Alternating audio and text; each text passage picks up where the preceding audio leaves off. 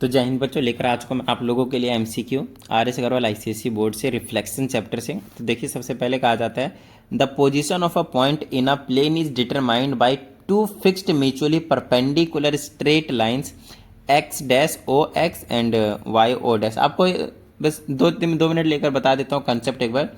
ये X axis इधर positive जाता था, एक्स डैश मतलब negative. This is your origin where value of X and Y are zeros. ऊपर y जाता है, नीचे y डैश पॉजिटिव। इधर जाएंगे तो पॉजिटिव होगा, इधर जाएंगे तो नेगेटिव होगा, ये चीज़ मालूम है। मैं ऊपर जाएंगे तो पॉजिटिव होएगा, y एक्सिस रहेगा, नीचे जाएंगे तो नेगेटिव रहेगा, y एक्सिस आएगा।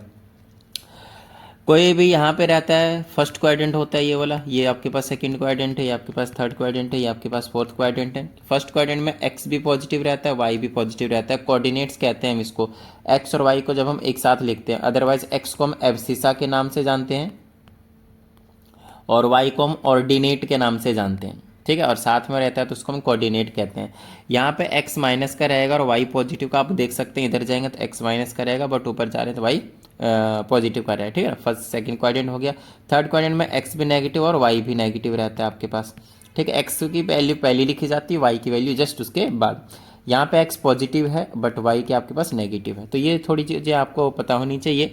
और सबसे ज़्यादा इंपॉर्टेंट जो आपको सबसे ज़्यादा पता होना चाहिए वो है आपके पास रिफ्लेक्शन का कंसेप्ट। ये तो हुआ कि भाई पहले ये तो छोटी क्लासों में आपको बता दिया जाता है। अब बात आती है रिफ्लेक्शन की बारी। अगर आप बात करते हैं कि आपके पास एक्स एक्सिस वाई एक्सिस है, कोई भी पॉइंट यहाँ पे है, ठीक है ना।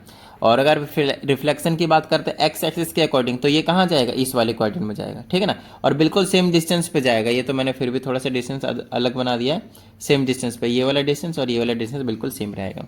उधर अगर वाई एक्सिस के अकॉर्डिंग रिफ्लेक्ट करवाऊंगा तो यहाँ से लेकर यहाँ तक का ये डिस्टेंस इक्वल रहेगा, वाई एक्सिस के अकॉर्डिंग ये रिफ्लेक्ट हो जाएगा। अगर आप ओरिजिन के अकॉर्डिंग रिफ्लेक्शन करवाते हैं तो ये बिल्कुल ठीक से डिस्टेंस पे यहाँ पे आ जाएगा, ये वाला डिस्टेंस और ये वाला डिस्टेंस इक्वल रहेंगे। बस ये चीज़ें आपको पता होनी चाहिए। बिल्कुल बच्चों की तरह आप क्वेश्चन कर जाएंगे। हल्का चैप्टर है, मज़ा सा आ जाएगा, है ना। जल्दी खत्म कर देंगे इसके एमसीक्यूज। लास्ट वीडियो में तो ज्योमेट्रिक प्रोग्रेशन में बहुत ज़्यादा मैंने टाइम ले लिया था, बट इसमें वक्त नहीं लगेगा, 15 से 20 मिनट बस।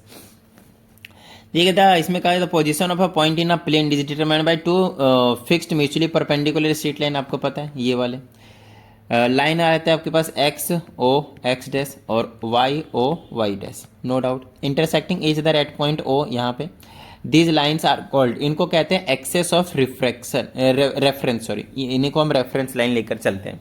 कोऑर्डिनेट्स अभी आपको बता दिया, एक्सिस नॉर्मल एक रहेगा तब बोलेंगे, एब्सिस आपको एक्स एक्सिस वाले कोऑर्डिनेट को बोलते हैं, है ना। इनको बोलेंगे axes of reference.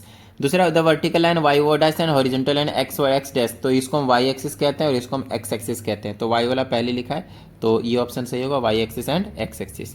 The distance measure along O X O Y as taken as, क्या रहेगा वो, पॉजिटिव एंड नेगेटिव।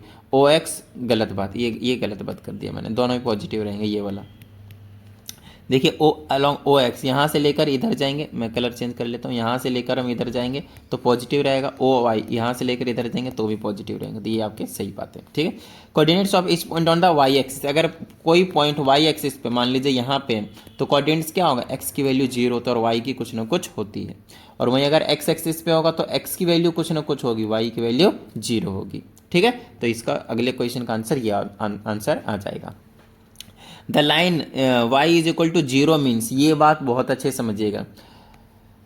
अगर y की वैल्यू 0 है तो वो कौन सी लाइन को इंडिकेट करेगा, y की वैल्यू 0 होनी चाहिए, मतलब y की वैल्यू होनी नहीं चाहिए। तो आप खुद देख रहे हैं यहाँ पे x की वैल्यू कुछ है लेकिन y की वैल्यू क्या है, 0 है।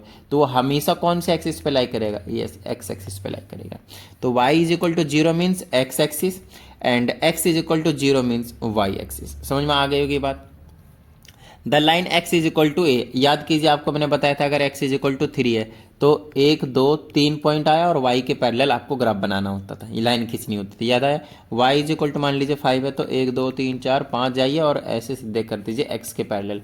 x की वैल्यू दी हो तो y के पैरेलल और y दिया हो तो x के पैरेलल बनाते थे। तो यहाँ से x की वैल्यू दिया है तो 100% पैरेलल टू किसके जाएगा, y एक्सिस के। ये छोटे छोटे जो कंसेप्ट होते हैं ना यार, बहुत ही ज़्यादा काम आते हैं, छोटी क्लासों के होते हैं लेकिन बहुत ज़्यादा काम आते हैं हमारे लिए, ठीक है ना। चलिए आगे की बात कर लेते हैं हम। यहाँ पे हमसे क्या कहा जाता है, द रिफ्लेक्शन, ये वाला समझिएगा अच्छे से। The reflection of a point P in a line A B point is a point P dash, मतलब कोई पॉइंट पी है उसका रिफ्लेक्शन लिया तो नो डाउट पी डैश बनेगा।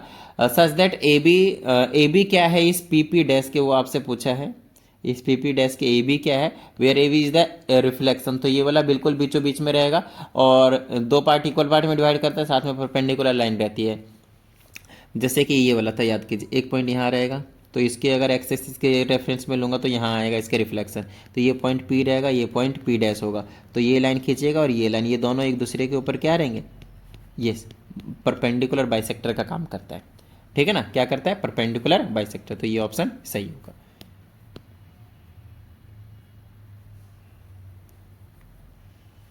ओके नेक्स्ट की बात करते हैं, ए पॉइंट इज कॉल्ड इनवेरिएंट, बड़ा अच्छा क्वेश्चन है, इनवेरिएंट वाला कंसेप्ट आपको पता होना चाहिए। देखिए अगर कोई पॉइंट एक्स एक्सिस पे मान लीजिए 3,0 है और अगर इसको एक्स एक्सिस के अकॉर्डिंग ही रिफ्लेक्शन लेना है तो ये यहीं रहेगा, ये कहीं नहीं जाएगा, ये 3,3 रहेगा।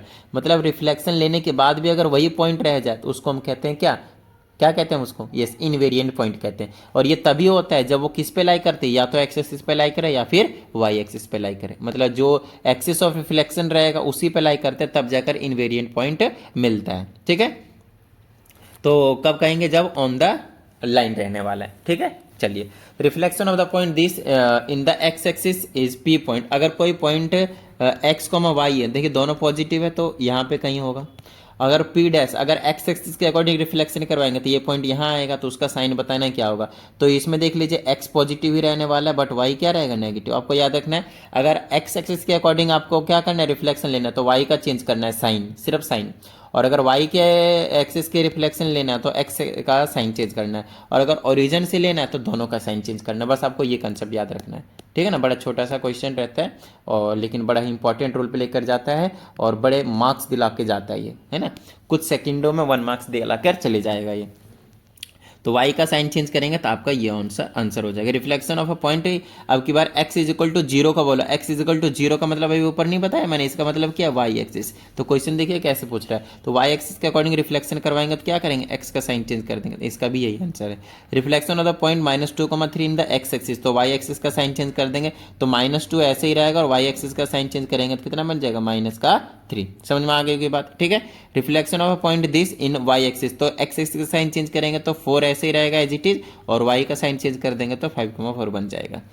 If the image of the point P under the reflection in the x axis is this then the coordinates of the point P, देखिए ये एक्स एक्सिस के अकॉर्डिंग रिफ्लेक्शन लाने के बाद -3 कॉमा ये -3,2 बना लिया गया, -3,2 यहाँ पे कहीं पे आ जाएगा, -3,2 बना लिया गया है। तो हमसे पूछा जा रहा है कि ओरिजिनल कोऑर्डिनेट्स क्या था, ये रिफ्लेक्टेड वाला है पी डैश है, तो ओरिजिनल कहीं यहाँ पे हो रहा होगा 100% पी वाला, तो 100 यहाँ से गया तो वाई का साइन चेंज किया होगा, मतलब -3 और पहले होगा -2, तो वाई का साइन चेंज करने के बाद +2 किया होगा, तो ओरिजिनल वाला ये आएगा -3,2। समझ में आ गई बात, डन है। ठीक है, तो हमारे पास 3 क्वेश्चन और है, फटाफट देख लीजिए। इसमें क्या कहा जाता है, इसमें कहा जाता है the reflection of the point 1, -2 है, तो ऐसे करके बना लीजिए। पहले x की वैल्यू 1 है, y का -2, x का 1 है, y का -2 है, कहीं यहाँ पे आएगा 1, -2, ये वाला कोई पॉइंट है, मान लेते हैं इसको q जो कि दे भी रखा है।